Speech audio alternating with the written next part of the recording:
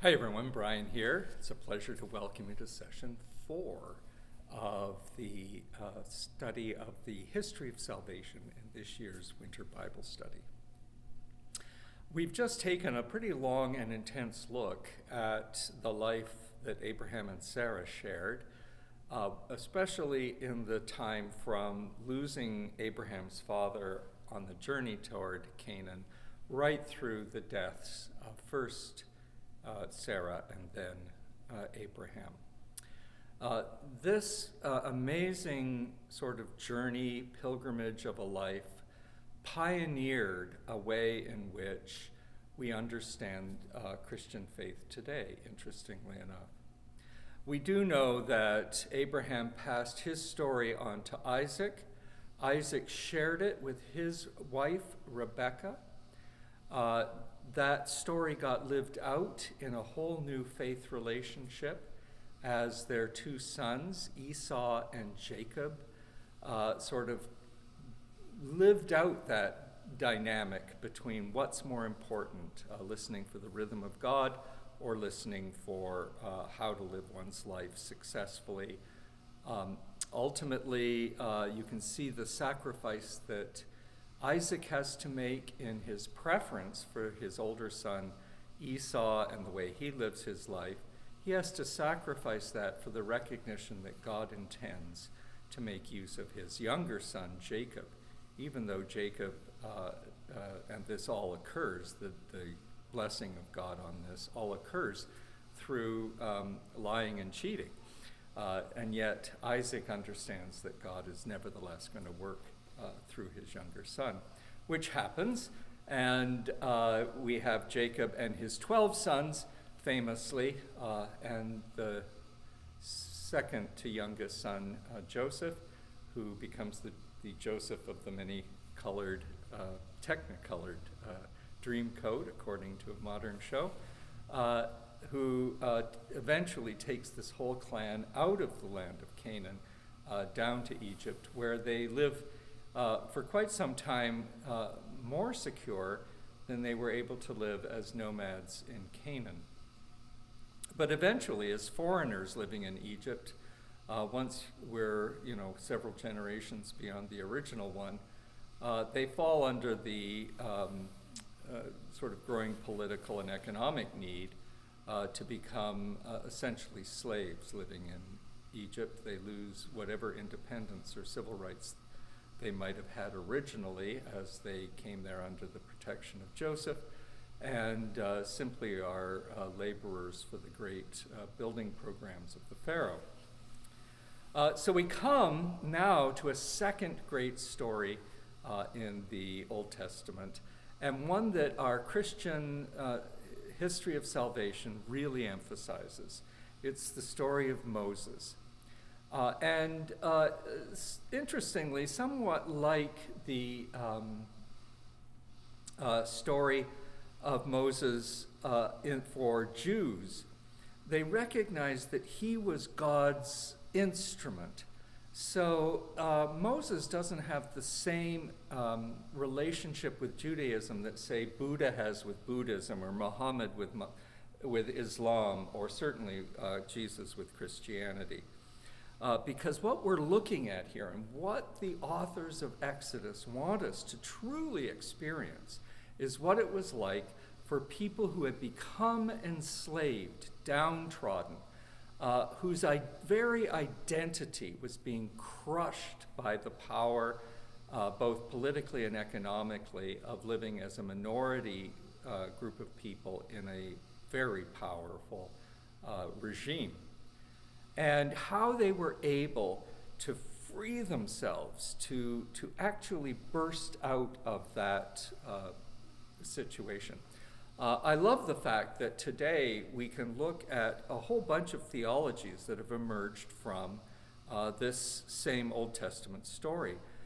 Many, especially Protestant, white Protestant, European Protestant stories, begin with that people once they arrive in Canaan again, as freed people who are being blessed by God with a country of their own and the capacity to form their own government and worship God in their own way.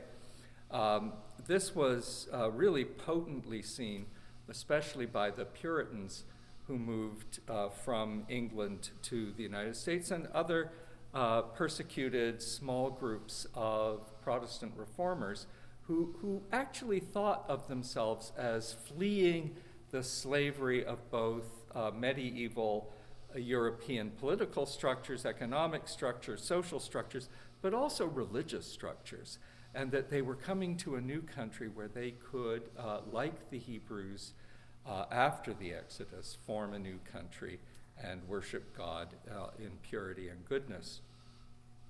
And that's a whole theological stream that's occurred in the United States. Interestingly, though, African Americans who got their Christianity from these same Christians, especially in the South, where these same Christians thought they were coming to build a kind of new Israel and own slaves. Unbelievably, those slaves actually adopted their faith, but they adopted it because they took this earlier story of Exodus and they saw the possibility that God wanted to set God's people free.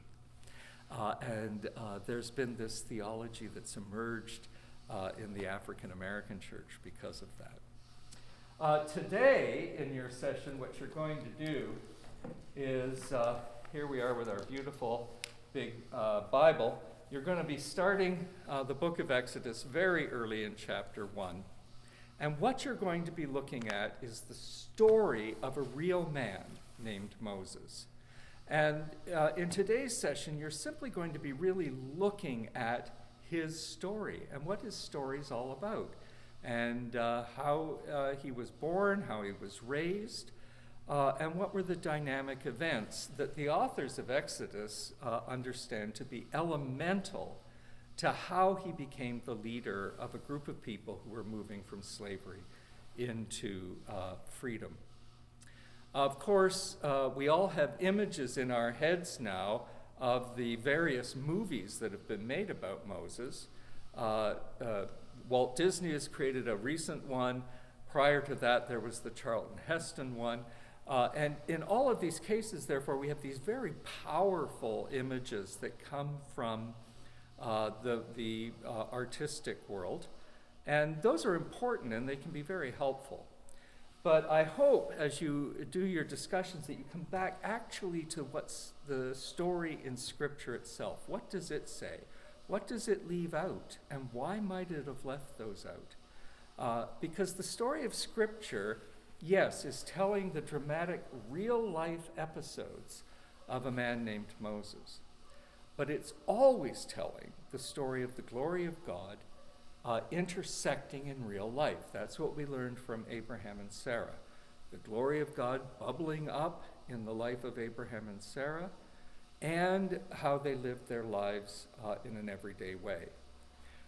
That is the whole tenure of Scripture, is to say that the history of salvation is about where these two things come together. Ultimately, you will get to the story of Moses at the burning bush.